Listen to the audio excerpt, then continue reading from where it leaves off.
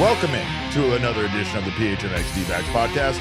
We're not very thrilled right now with the outcome of what we saw tonight, and we have a lot to discuss about the Arizona Diamondbacks and the future of their starting rotation.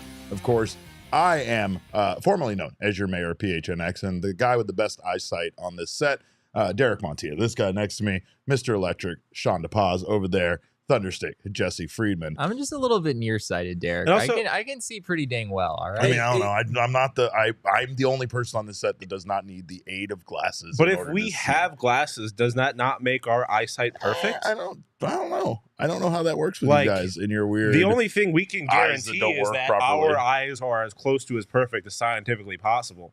I mean, you could say that. However, we have no idea about. However, I know your key weakness. Right away. I'm going for your glasses is what I'm doing if we're fighting each other. Because I'm not in the mood to fight clean. I'm in the mood to fight dirty after what I saw tonight. The Arizona Diamondbacks blew tonight's game, a game that looked like they might actually have a chance to win. They're going for a little while, even with Zach Davies on the mound. But of course, Zach Davies was terrible. But to be fair, so were other relief pitchers. It's not all on Davies, but Zach Davies not good tonight. And this is his third outing in a row where we could say Zach Davies was fairly terrible. Yeah, I mean, it was just not even there was just so many pitches that just weren't even competitive. Like it was just even the inning where he was going through and not going through at the be untouched.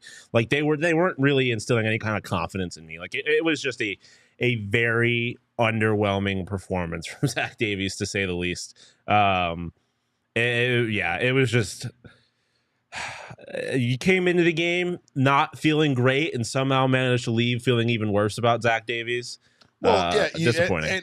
And he momentarily made us feel good, I feel like, about his outing. I felt like momentarily he made us feel like maybe we were going to see Zach Davies go out, give this team a good, strong 4 or 5 innings. And at what point in this game, Derek, did you think that? Oh, I don't know. I mean, maybe not when he was hitting those hard outs to Alec Thomas out there in the outfield, but no. I mean, Zach Davies was able to get through the first couple of innings relatively unscathed, and he didn't look like he was going to go down as quickly as he did, but things did take a turn for the worse. Davies ends up going 4 innings, giving up 6 hits, 6 runs, 6 earned. He walked 4. And struck out 2. So he got basically allowed 12 or 10 base runners, and the Diamondbacks were down before they could really do much about it. Well, I mean, they did something. There was a little bit of back and forth there. Yeah, there was. I mean, we did have Evan Longoria making a glorious return to San Francisco and getting a home run in his first at bat returning, but the big focus here is on Zach Davies, considering if this Arizona Diamondbacks team intends to be competitive down the stretch post All-Star game. They need to do something at this point about their starting rotation, and Davies is a focal point. We've talked about Ryan Nelson, we've talked about Tommy Henry. Those guys have both given this team some pretty good outings. It's just been up and down. It's been erratic. We've said that about both, that if we could get consistency, if we could get them to consistently give them the team what we've seen out of them, then those guys would be viable back-end starting rotation guys. But I don't know if we can say that about Davies, and especially with how bad he's been consecutively now. Yeah, it's been 3 straight starts where Zach Davies has just not really been competitive, I think we can say at this point. I mean, in this game today, 33% of his pitches were in the strike zone, which is just way too low. If you're a command artist like Davies is supposed to be, right? I mean, that's how Zach Davies has made a living in this league. Don't ever say Zach Davies is any kind of artist. I mean, there were moments last year when disaster artist is that's a good one. There were moments last year where Zach Davies was kind of that at times, and that's how he was a pretty effective pitcher for the Diamondbacks the whole season. The problem that Davies has is that a significant portion of his game is dependent on being a command artist, on hitting those corners consistently. Right. And as Shawn talked about earlier, there were a lot of uncompetitive misses in this game. Yeah. There were just a lot of pitches that weren't even close, and the Giants hitters were not even really having to think about swinging at. On the whole, the Diamondbacks continue to have a pretty big problem here in the starting rotation with Zach Gallen and Merrill Kelly doing their thing with the best of them, and the rest of the starting rotation just being not just subpar, but at least for Davies right now, just frankly uncompetitive. The Diamondbacks really have not had much of a chance to win his last few starts, and obviously that's something that needs to change moving forward. Ryan in the comments says, I need Jesse giving me the numbers to why everything will be fine. Guess what? He ain't got those with for Zach you. Davies. He got those he for did. you. Is everything going to be signed with Zach Davies or the team? Because those are two very different things. Zach Davies did come into this game with a FIP of like 4. So for all of the FIP fans in Huge the chat, FIP guy over here.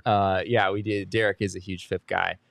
There were some signs coming in where it was like, okay, Davies is maybe running into some poor batted ball luck. Maybe things will resolve, but frankly, he's getting shelled, and that's something that FIP doesn't take into account. FIP takes out fielding independent pitching, so it takes out all batted balls that don't go over the fence. So it's not the kind of stat that's going to be able to capture that, and we saw that be a big issue for Zach Davies in this game. These were not a bunch of cheap shot hits from the San Francisco Giants. This was missile after missile with 4 walks, in between, which is obviously just a disastrous setup for a pitcher like Davies. Benjamin Hunley up in the chat said, hey, it won't go down as an error, but both Cattell and Longo had opportunities to make plays that would have kept the D-backs in the game. Totally correct. And I mean, that's definitely areas of concern still as well. Defensively, we've said that this team kind of does need to be perfect or near perfect, in order for them to stay in some of these ball games, especially games that aren't started by Merrill Kelly or Zach Gallen. And that isn't always the case. In some cases, even those guys don't have their best stuff, and they need their best defense behind them. When they don't have it, we see a game like we see today, and we see critical errors kind of lead to more runs scoring, putting the game out of reach for the team, and frankly, them kind of, rolling. I don't know if you want to say rolling over, but, being down by a point where it feels like they're just trying too hard at that point to come back, and they're not really able to be effective. The Giants have a good bullpen, and they have one of the best closers in the game. Yeah. They're also creeping up on the Arizona Diamondbacks in the National League West. This is a very good team, not to mention a very good team that is missing a lot of key components as well. So this is a Giants team that is doing things without some of their best players. And tonight, the Diamondbacks just absolutely got rocked by some of those replacement players that, the Giants kind of have stepped up. But they have a big concern. That concern would be Zach Davies. And our big question tonight is, do you guys think we will see Zach Davies make another start for the D-backs? I'll start with you. I mean, I think so, because it's kind of like the conversation we just had with Nelson, where it's like, is there an obvious answer to replace him like immediately? Yeah. Which in this case, we're talking pretty immediately if we're just talking about his next start. So yeah, I think they will. I don't think that Fott is getting called up. And I don't think there's no one that they're calling up right now.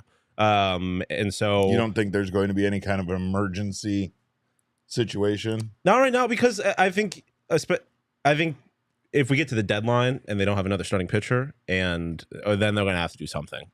They can't live like this forever. But honestly, at that point, I think your season's over if you don't get another starting pitcher. Jesse, what are their options if they immediately remove Davies? Yeah, there aren't many, right? And that's ultimately what this decision has to come down to, is what is the alternative, right? Unless you want to go barking at Madison Bumgarner's agent and see if he wants to come back. There's not exactly a lot of pitchers that are available internally. Right. It is. Look, no, if you're not going to take the show seriously, I'm not either. I'm just gonna Derek's just going to pick up and leave. Okay. Like, can it be much worse though? I honestly almost want Mad Bum back. I think it would be fun. Like if we're just gonna chalk up every fifth start as a loss anyways, you might as well make it fun and put Mad Bum out there. Wow. Okay.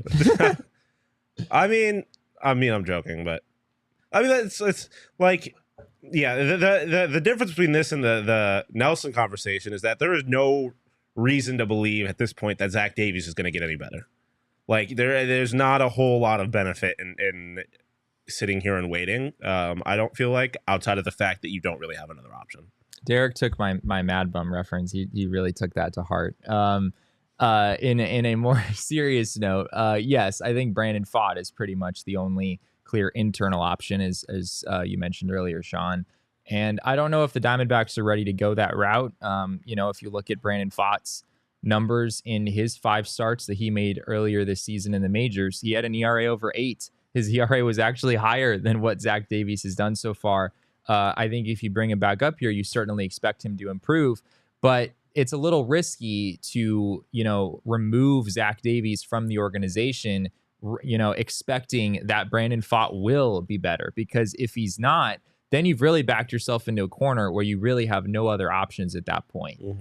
Zach, you can't send Zach Davies down. He would have to consent to that, which I don't think is really realistic at this point. So yeah, the Diamondbacks probably, until they're able to pull off a trade potentially before the deadline, they're kind of stuck with what they have right now. The trade deadline cannot come soon enough for this team because they just don't really have any other options right now. He would have roughly 5 to 6, give or take, more starts between now and the trade deadline if they did leave him in there. They could go with the option of potentially like doing a bullpen start involving Davies and having him be a part of those. Yeah. There are limited options, but I don't know if they can afford to not remove him right now. And I mean, I don't know obviously I know where there's limited options. I know, Blake Walston probably isn't ready yet. I know Brandon Pfaadt is probably not something they want to do in an emergency situation, right? Like they want to feel comfortable calling Brandon Pfaadt up. They want it to be the right time for Brandon Pfaadt and his development for him to be up at a major league level, right? But, I don't know. They just they have a lot of problems right now. I mean, Joe Mantiply has not been very good either. I know you guys brought up Torey going to Joe immediately, and that was something that was confusing to us as well. Not just because Joe hasn't been great lately, but also because Joe just pitched in that game against the Washington Nationals, and he was not very good there. His numbers in this one, again, not good. And he has in 8 innings pitched, give up 10 hits, 8 earned runs. He's walked 1 and struck out 6. He has a 9 ERA since returning from injury. And he did look, I mean, if you want to talk about something encouraging, he did look better in his final inning of work. Yeah, he looked much better. He got 3 strikeouts in this game. So, and Trey Jamison wasn't great either. So, credit to the Giants because they were smacking the ball around against the Arizona Diamondbacks pitching staff. But at least Dre went in there and did what Dre does. Dre just has this incredible way of going into a game and finding a way to keep things.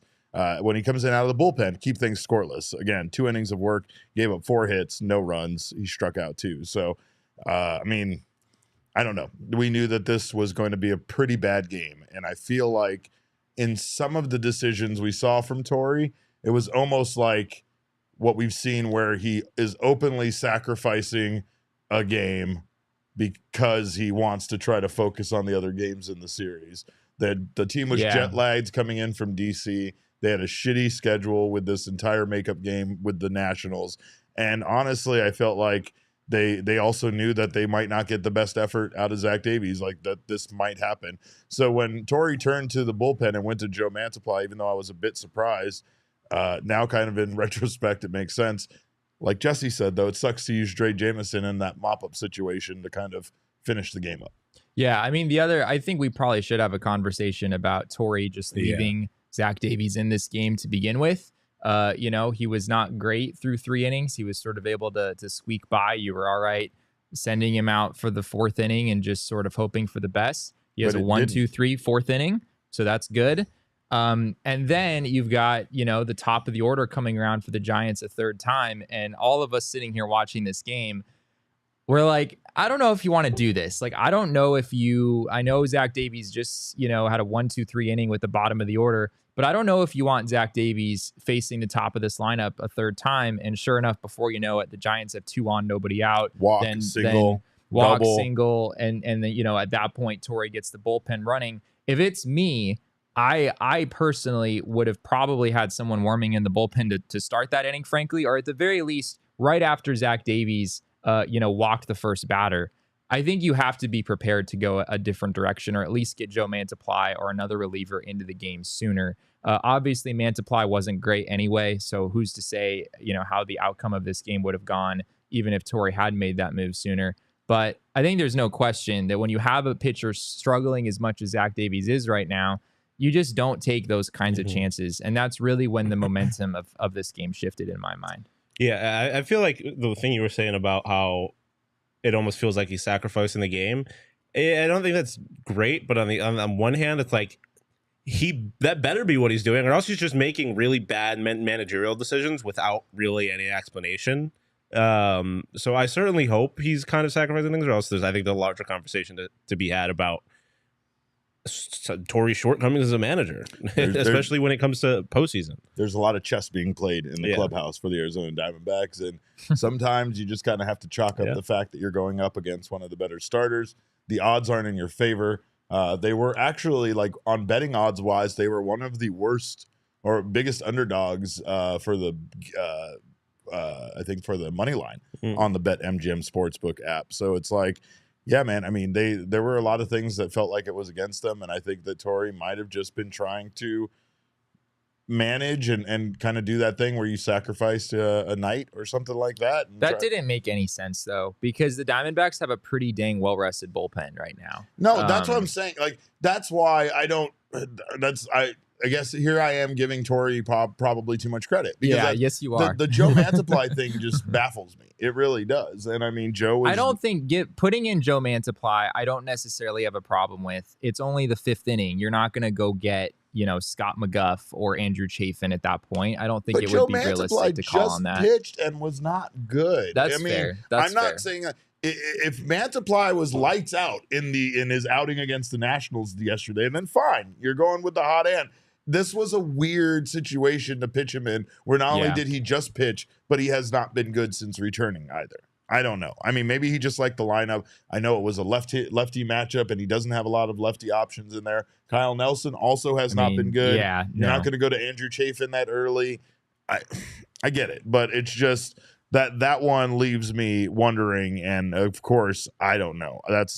I'm probably giving him too much credit. The question that I wonder about is, does Joe Mantiply come in and feel a little bit more comfortable if he's not, coming in with, I think it was 2nd and 3rd, nobody out. Yeah, exactly. That's a fair point. That's a really hard place for any reliever to come in, especially a guy who just hasn't really had his best stuff lately. Yeah, that's true. So, I think knew those runs were going to score. We chalked that up immediately to be once if you're coming in as a reliever and it's 2nd and 3rd, nobody out, you giving up those 2 runs doesn't necessarily mean you didn't do your job. I mean, that's a pretty tough situation to be in. Obviously, Joe Mantiply gave up 2 more runs on top of those, which was not ideal. But yeah, I wonder if Mantiply would have just been more comfortable and confident in himself coming out if it was a clean inning, or at least closer to a clean inning than it was at that point. We also have Kevin Ginkel. Let's just remember, now in the minor leagues, who easily was one of the better relievers for this team. That's true. And the D-backs don't necessarily need 3 lefties in the bullpen. You could make a case that Kevin Ginkel should still be back up here. And I guess Kyle Nelson at the time maybe would have made more sense since Joe Mantiply was just coming back. But that is a move that I wouldn't be shocked if we saw that here in the near future. Well, we're flushing this game and moving on, but this is still a very important series. Again, the Giants can't overtake the Diamondbacks for first place in the NL West, but they can get very close should they sweep this 3-game series. So Diamondbacks need to bounce back, and they do have Merrill Kelly on the mound, which is a great guy to do that with. So we'll talk about the upcoming probables here in a bit, but we do have to give credit where credit is due. And of course, in his return to the Bay, we are giving our King Snake to Evan Longoria for his home run. He also walked in this game. And he looks very sad there in that picture, man. Damon, why did you do this to him? Bro, he looks how we feel. It was a bad loss. Yeah. No, you think Longo's happy with a good game and an L? That's not the type of leader he is. You're right. Especially in his own stomping grounds. That's right. Speaking of leaders, they did talk about it on the broadcast, but it was great to see Christian Walker kind of, aggressively talking to Perdomo about some of the stuff that was going on in the game, and like Perdomo was had an at bat. You could tell it was just like they said, it was that veteran, not kind of forward leadership, but just advice and talking things through and trying to help your teammate. Yeah. Get the most out of their at bat. So the D-backs were trying to work things out, but it did not work out for them. Of course, if you are here now in the PHNX Sports YouTube channel. We appreciate you being here to vent with us and to get this out now. We have a lot more to talk about that doesn't involve this game. So we thank you for being here. If you haven't subscribed to the channel, make sure to do so. Sign up for notifications. That way you don't miss when any of our shows go live. Leave us a thumbs up because all three of us love that. We can all see that no matter how bad our eyesight are or is. Also, if you're listening on your favorite audio podcasting app, please subscribe to us there. Leave us a review. We always appreciate that feedback. And most importantly, sign up for a PHNX diehard membership today over at gophnx.com. You'll get benefits that pay for it immediately. You get a free piece of merchandise from the phnxlocker.com, as well as a $50 gift certificate from Mountain Mike's Pizza, and you get yourself a ranch card from Dobson Ranch Golf Course. All of that right there pays for your membership. You also get access to our members-only Discord, members-only discounts with our partners, members-only invites to our events and discounts on events, and so much more. You get Jesse's newsletter, full count, the newsletter for everyone here. Jesse has a diehard piece today, speaking of Geraldo Perdomo, a.k.a. Jerry P. So make sure if you are a diehard to check that out. And if you want to check it out and you're not a diehard, get yourself a membership today over at gophnx.com. Become part of our family. Speaking of Jesse, it is time for our MLB Power Rankings this week. We're dropping it a little late, but I figured what better time to drop it than on a night where we want to talk about anything other than the game that we just watched. So, Damon, let's take a look at those beautiful Power Rankings because, boy, we've had some movement on this board. And yeah, Jesse, let's talk about it. I mean, not much movement What near the the top, hell? right? I mean, I truly did not realize that No I movement. was staying with the status quo What so have you much when I did done? this. But 8 through 10 are all new to this list. So there actually The is. Braves there just actually lost is, to the Reds. Doesn't that mean the Reds should automatically be above them? Isn't that how this works? That is not Why at are all the how this Dodgers works. still on this list? Get the Dodgers the fuck off of He here. just beat the Stros. Boo. They did just beat the Astros Yeah, a few minutes ago. But yeah, talking about some of these teams at the bottom of the list here, Yep. the Cincinnati Reds, I'll talk about them first. Obviously, what they're doing right now is incredible. They did beat the Atlanta Braves earlier today, 11-10. That was a crazy game. Elly De La Cruz, as you see pictured here in the this sort of controversial Red City Connect jersey. Is it? Because it looks incredible to me. He rocks it. He I rocks just the hell out think of it's a little weird for a team that's called the Reds to have a City Connect jersey that has a very small amount of red in it. Is that unfair of me to say? I think it is unfair because their home jerseys also have a very little amount of red in it. I see it's a lot just of mostly red. white. I Well, see then a lot that's a of red on problem this. too, Shawn. I mean, You're they're just helping so make my point. you're So they should anti-white just home have jersey. red from toe to toe, in your opinion, in order to be the Correct. Reds. Correct. That's exactly That's what a I'm saying. wild fair, take. The White Sox don't have white socks, Jesse. Yeah.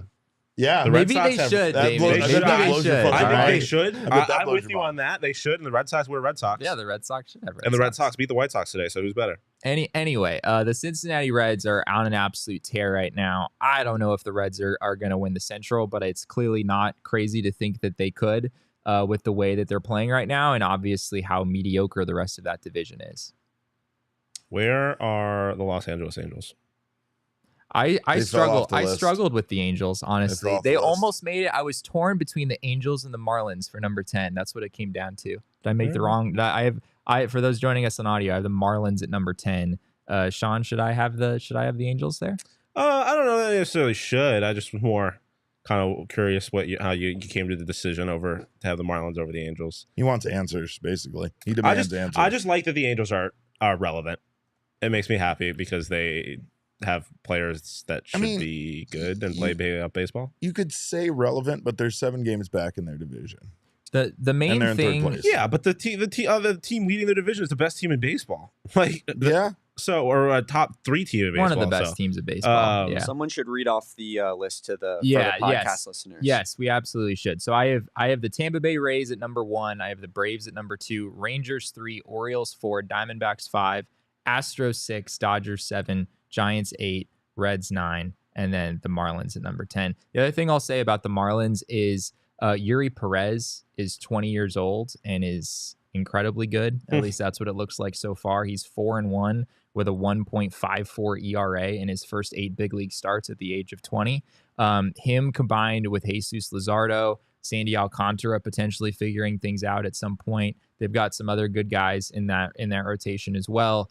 I for a while very much thought that the Marlins were sort of a fluke, and they just kind of keep getting better. And Luis Ariz is still hitting 400, almost at least. I think it might have been like 397 at the start of play today. So I sort of believe in the Marlins at least more than I really ever expected to this season. The Mets traded former friend of the Arizona Diamondbacks, Eduardo Escobar, to the Los Angeles Angels in the middle of their game. That was heartless for some minor leaguers. Yeah, why can't they wait to announce that sort of thing until after the game is over? That's because then with their luck, he gets hurt in that game and the trade gets pooed. I guess that makes sense. Yeah, like give us. Yeah. We want him now. Take him out the game now. Get him on a plane to us now. We want him here immediately. I mean, baseball's wacky right now. There's a lot of teams that are surging. A lot of the teams at the top. Rays are 5-5 in their last 10. Orioles are 5-5 in their last 10. There are a lot of teams, in fact, that Rays are 5-5 struggling with some really bad games. teams. Yep, I feel like. I mean, they're playing the Royals right now, and they were struggling against the A's a couple weeks ago. Yeah, the Giants, unfortunately, not struggling. They are 9-1 in their last 10. They've won 11 of 12, I think, at this point. Yeah, they are an absolute problem right now for the Arizona Diamondbacks. Shout out to CHGO Cubs. They're doing pretty well up there in Chicago. They are. You're welcome for me visiting Wrigley Field and leaving. Clearly, that's why. Clearly, that's what caused things to turn. It started turning things in the right direction. My dreams of Marcus Stroman in a D-backs jersey are slowly fading. They are slowly. They should be dying. And I mean, it's all of this is not good for the Arizona Diamondbacks trade market. Trying to get that. Sox beating the White Sox today was good for the trade market, though. That's true. That's one step closer. There you go. Speaking of markets, you should check out everybody's favorite convenience market over at Circle K. We are excited to partner with our friends at Circle K. And of course, you can check out your local Circle K for the best coffee, beer, and snack selection, premium gas, and so much more.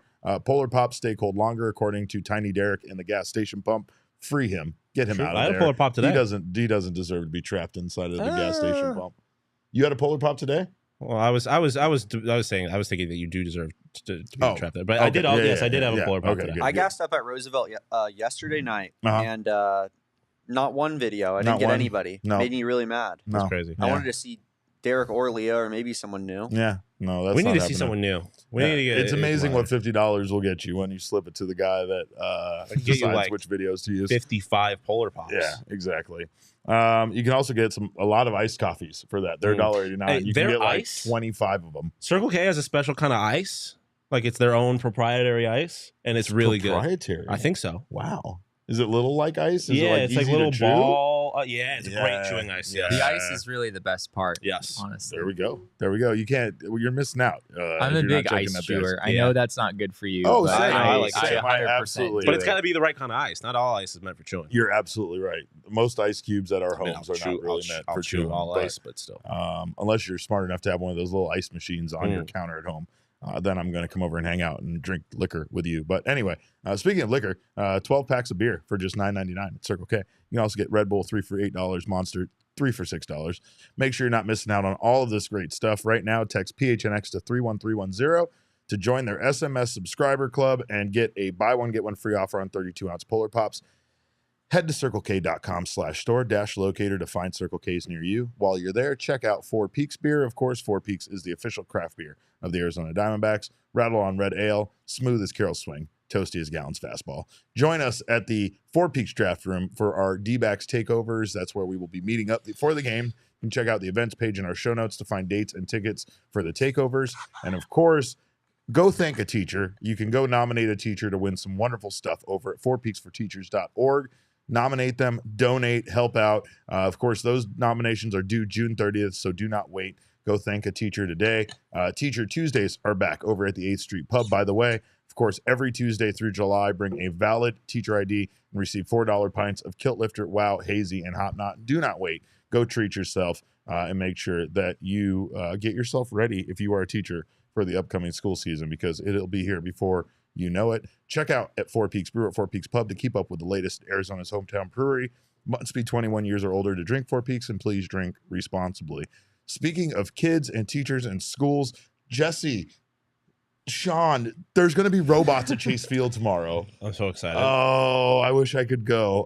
The D-backs. Are they umpires? Is that what they do? That's what I wanted. That's what I wanted. Hey, this is why I need to talk about this. The Future Shapers Robotics Competition is happening tomorrow at Chase Field. It features 15 local high school teams. They are tasked with building a robot to do one of 3 tasks: hit a baseball off a tee, pitch a ball accurately, and run the bases autonomously. No umpire robots. Not a single part of this involves creating an umpire robot. Like you know how much I want an actual robot that can call balls and strikes back there. And he has to have an awesome punch-out call, too. Yeah. He's got to, like, load it back up, like, bang! Yeah, yes, right? I can picture it. Yeah, that seems like a major missed opportunity. Huge missed opportunity. And they're high school kids, Derek. What do you think? They don't know a strike zone? No, I mean, I think they probably do know the strike zone. I just think better than most umpires. Programming a robot to know the strike zone is an entirely different matter. They're programming them to hit a goddamn ball off a tee, Jesse. I hope it's like battle bots where like they're allowed to get crazy with it and like really do their own design. I want the robot to pitch to another robot. We just get like a robo baseball league. Yes. There you go. Yes. With humans calling balls and strikes still though. That pisses me off. That part makes me so angry. Speaking of humans calling balls and strikes, we can't wait to see that fucking umpire scorecard tomorrow. But let's take a look at the probables for the rest of the series because, as Jesse will say, this is still a regular season series in June. So I don't want to start saying that the NL West is on the line. But God damn it, the NL West is on the line here, people. Jesse, talk me down off the ledge. Merrill Kelly's really good. I feel like that's about all I have to say, especially on the road. Merrill Kelly has sort of the opposite situation going as Zach Gallen, or Zach Gallen's been really good at home, not so much on the road. Merrill Kelly has that situation flipped the other way. The Giants, somewhat obnoxiously, have been very good in their bullpen games this year, which doesn't particularly bode well for the Diamondbacks. But I think you have to feel good with Merrill Kelly on the mound. And then the series finale on Sunday, Anthony DeSclafani against Ryan Nelson. That one probably leans in favor of the Giants. We talked about before this series started how, you know, any time that you get both Davies and Nelson in the same series, as of right now, it's tough. It's a tough setup for the Diamondbacks. I do want to ask you guys though a question. I'm curious how you would answer. Out of all of the teams in the NL West right now, who scares you the most? Is it these Giants, the Padres maybe making a comeback? Is it the Dodgers, who are only a half game behind the Giants at this point? It's not even close for me. It's the Dodgers, 100%. Yeah, I mean, they're lurking. I feel like that's the obvious answer. Like we know they have injuries, and like they're the Dodgers. Yeah, I can't disagree with that. And the reason why is because even with as bruised and as battered as they are right now, they're still 42-33, right? When you get guys like Julio Urias back, when you get Dustin May back, which were your 2 best starting pitchers this season early on. And Kershaw's pitching amazing. Yeah. Like that is worrisome. And they have MVP candidate offensively too, so they're definitely dangerous. Even if the Padres were playing good baseball, they wouldn't really scare me as much as the Dodgers because the Padres just seem naturally unsustainable. And so even if they are playing good baseball and even if they're beating the D-backs, I think when it's all said and done, they don't scare me as like a real threat in the playoffs, which is not necessarily what the question was. But let me ask you, the Padres did beat the Dodgers in the postseason last year. No, but here's my problem with the Padres. Padres have not they barely hovered over 500 at any point. I don't even remember. I don't know if they really have where they've even been above 500, right?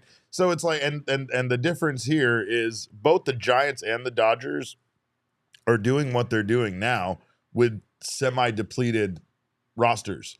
So those teams are going to get starting players back that are theoretically going to make them better teams. Yeah. And that's the real danger here. Whereas the Padres, and you could even say this about the Diamondbacks, don't really have any reinforcements really waiting anymore. In fact, Joe Mantiply and a couple of the guys we got back were the reinforcements we were waiting for. And so far, Zach Davies, Joe Mantiply, Carson Kelly, you could add to that list. All the guys who have gotten hurt have not been great when they've come back. Yeah. I do think the Padres are really good. Yeah, I mean, they are a sleeping giant for sure. it's all terrifying. Like, it's all terrifying, especially with Yeah. them all in our rearview mirror, but really not that far back, and especially with the Giants. Like, with this series, I know, like, again, I don't want to, like, make it too dramatic, but this series really could put things in perspective on how fast the Diamondbacks could come back down to earth as far as leading the NL West and all of the success they've had this season. Once that confidence is shook, who knows what happens, because, again, going into July, they have a lot of difficult opponents that are on their schedule. And, I mean, I was looking at things today, and I was being fairly pessimistic about some of these series against big opponents, and I still had the Diamondbacks winning 92 games this season. So I don't know if I gave them too much credit or not enough, but I felt like I was still giving them a winning record between now and the end of the season, which I feel like, I mean, isn't a foregone. I mean, with the way the starting pitching is going, that's not. It's easier said than done at this point. I do want to add that, you know, as tough of a game as this was, and I certainly understand people being frustrated over this game. We talked about it before it started. This was the game the D-backs were clearly designed to lose, preordained to lose before the game even started. Logan Webb against Zach Davies is about the most lopsided pitching matchup the Diamondbacks have had all season. And granted, you know, with the struggling starters they have in their rotation, they're going to come across some pretty lopsided matchups every now and then. But yeah, I'm not really alarmed at all by the fact that they lost this game. You know, they did at least make it close. They forced the Giants to use their closer, which I thought was a small victory in and of itself. And, you know, even if you take one out of these 3 games in San Francisco, I still think you're in an okay spot. You know, you're going on the road. The scheduling situation is tough. You don't have Zach Gallen pitching in this series. If the D-backs just take one out of these 3 games, they're going to be okay, and I still think they have a good chance to do that. Yeah. I mean, yeah, that's one thing I think we kind of haven't really mentioned is that the Giants were a good team. Yeah, like this wasn't like they lost like this to the Royals. They lost to a team who's second in the best division in baseball, arguably, or at least in the National League. The AL East is the AL East, but it just felt at times like, oh, I mean, again. You can't do much about what Davies was doing out there. Like, that's your starter. You got to try to let them go and give you a decent length in order for you to have a chance in this series. You can't use 6 relievers in a game like this. And I don't buy it, Derek. In a game like this, you've got a well-rested bullpen. You take Zach Davies out after 4 innings, and you try to win this. Unless you're sacrificing the goddamn game openly. And it's like we said, we already knew the odds were stacked against them. I don't think you're sacrificing. I mean, you've got an off day coming on Monday, too. I don't understand the argument that's what they're trying to do. I'm not suggesting it was a good plan. I'm just suggesting it seems I'm theoretically throwing it out there. I am hypothesizing that I think that is the reason why we saw what we saw. I think that's a much more realistic reason if this team's not leading the game in the 5th inning. Like they had a lead in the 5th inning. Nah. So at that point you trot Davies back out there in a game that you are leading. So it's not like he thought they were sacrificing a guaranteed loss at that point because they were winning the game. Yeah. Even despite Davies not pitching that well. Can we take a look at the probables again? Because, again, in the finale here, we got Ryan Nelson, who we don't know what we're going to get out of him, right? And I think that's a big question mark. And honestly, hopefully we get, you know, we get the good Ryan Nelson that we've seen at times because the Diamondbacks can really use him. Tommy Henry and Nelson have both been able to give them some pretty good outings at times. And hopefully Nelson sees the sense of urgency, especially – you know, with the series potentially on the line when it comes to his turn to pitch. I might be giving this win to Merrill Kelly too early, but I feel pretty good about game 2 there. So good. I'm going to go throw some money on it on the BetMGM app. Of course, starting Friday, June 23rd, BetMGM players can now receive a bonus bet upon login to BetMGM Sportsbook every Friday for the next 3 weeks. Claim period ends through Saturday and Sunday. 72 hours to log in, and then 72 hours to use the bonus bet after you log in. So log in at any point during the weekend and claim your bonus bet on the house, and those are always fun. You can I like to always throw those on some long odds situations, especially. You got lots of things you can bet for on the BetMGM app, including golf that I don't know much about. So I just did like my friend had a baby, so I picked a golfer that had my friend's baby's name. Nice. There was a Xander in there, so I threw some money on Xander. Did I lose? Sure, but was it a fun way? Probably? Yes. It was still a fun way to make a bet. So if you haven't signed up for the BetMGM app yet, you can have fun like I am. Use bonus code PHNX. There's a few different offers depending on where you live, but for our Arizona audience, place your first bet offer and receive up to $1,000 back in bonus bets if it loses with BetMGM. Again, make sure you use bonus code PHNX. Check out the show notes for full details, and now listen to Shane talk about the disclaimer. Disclaimer, 21 plus to wager. Visit BetMGM.com for terms and conditions. U.S. promotional offers not available in Washington, D.C., Mississippi, Nevada, New York, and Ontario. Gambling problem? Call 1-800-GAMBLER. Colorado, D.C., Illinois, Indiana, Louisiana, Maryland, Mississippi, New Jersey, Ohio, Pennsylvania, Tennessee, Virginia, West Virginia, Wyoming. Call 877-8-HOPE-NY or text HOPE-NY 467-369, New York. Call 1-800-NEXT-STEP, Arizona. 1-800-522-4700, Kansas, Nevada. 1-800-327-5050, Massachusetts. 1-800-BETS-OFF, Iowa. 1-800-270-7117 for confidential help, Michigan. Well, what do you guys got going on? I know you're going to be busy tracking the Civil War. The Russian Civil War. He's got this he's been tracking it all night long. Hey, very quietly, there's some shit going down over there. You want to tap in? Yeah, keep your eyes open on social media. We like to live in this very insulated sports world where we don't have to deal with anything happening in the real world, right? Were you asking what we're doing this weekend? Yeah, what do you got going on? I am getting a haircut. You're getting ready to go start your family in Memphis. I'm Nashville. I got to get sexy so I can go start a family in Nashville. Good. Going to be there next week for the NHL draft. Also think I'm finally going to see the new Spider-Man this weekend. Oh, yes.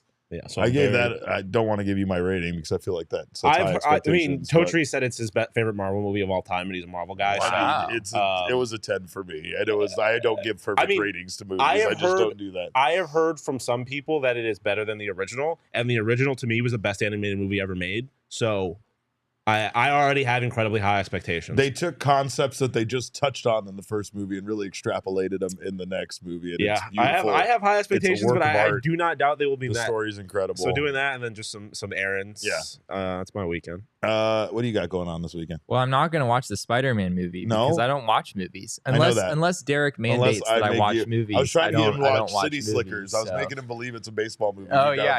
You were kind of is a baseball movie. If you've ever seen City Slickers, you'll agree with me on that. What do you got? Anything else? You traveling? I'm watching baseball this weekend, That's Derek. true. We've got an afternoon game tomorrow. We've got an afternoon game on Sunday. See, he's like this. There was some talk of going on a little day trip with a friend at some point over the weekend. But when games are right in the middle of the afternoon, as they are these next couple of days, it's a little harder to pull off the day trip. Yeah. So we'll see if that happens.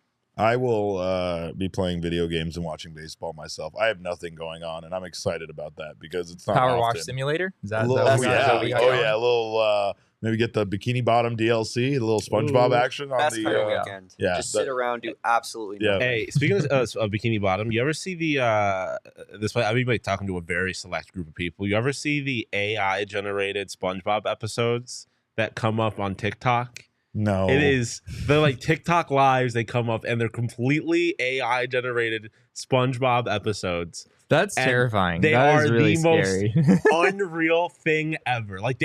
It is the most unbelievable thing ever. I don't know how to even find stuff like that on TikTok, but if you can find AI generated SpongeBob on TikTok, I suggest going down that wormhole. I'm going to say this. I always wondered how AI was going to destroy the world, and I've realized now how it is. This is how it happens, right?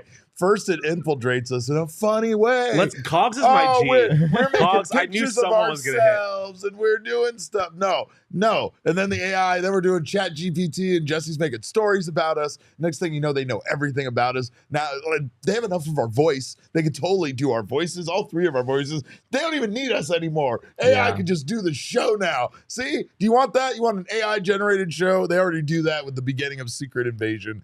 It's gross, by the way. I don't know. You don't want. I don't know if you've seen Secret Invasion yet, but they have like an AI generated opening, sequence, and it is hard to look at. It is gross. It bothers me. It bothers me. I mean, bothers me the way those AI twisted, AI pictures bother. It's the uncanny valley. It's so close to being real, but you could tell that it's not. So it makes you uncomfortable. Like it's so bad. Polar Express. That's the common one. Yeah. That is. AI, we could have a whole another hour. So you sitting here for another hour. No, we're not doing that. We're my next Die Hard story, or actually, I'm going to say it this way.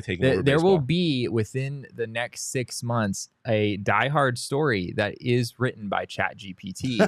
And the challenge is, can people figure out which one it is? So we'll come back at the end after it's been posted.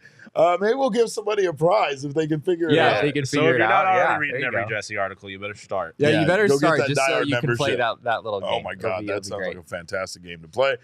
Speaking of games, one way for you to see some wonderful games, no matter what sporting event you want to see, with our friends at Game Time, an aesthetically pleasing app that actually lets you get the best deal on tickets everywhere you go. I think one of our friends, Cogs and his mom Karen, got some tickets through Game Time, and of course you can too. Game Time is the place for last minute ticket deals. It's fast growing ticketing app in the country for a reason. Snag the tickets without the stress with Game Time. Download the Game Time app, create an account, and use code PHNX for $20 off your first purchase. Terms do apply. Again, create an account and redeem code PHNX for $20 off. Download Game Time today. Last minute tickets, lowest price guaranteed. All right, guys. Well, we hope you guys have a wonderful weekend. We hope the Arizona Diamondbacks have a wonderful weekend in San Francisco. Eat lots of like lobster and stuff that they have out there. They have a good chowder. They have all sorts of wonderful things. Are you talking San Diego? San Francisco. San Francisco, I mean? Yeah.